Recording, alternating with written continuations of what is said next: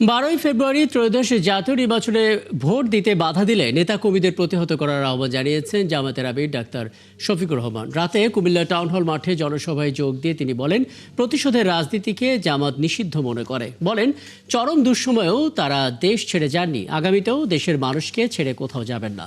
এ সময় জামাত ক্ষমতায় গেলে কুমিল্লাকে বিভাগ ঘোষণা করার প্রতিশ্রুতি দেন তিনি।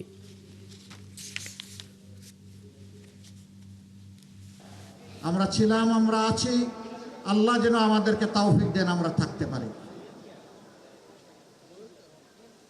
যারা আজকে এই সমস্ত অপকর্মে জড়িত তারাও মজলুম ছিলেন একদিন।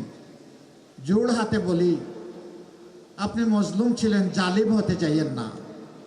যদি কেউ ভয় দেখাতে আসে, চোখে চোখ রেখে বলবেন, এটি আমার অধিকার, এটি আমার দায়িত্ব, ভোট দিতে আমি যাব, তুমি পারলে ঠেকাবা।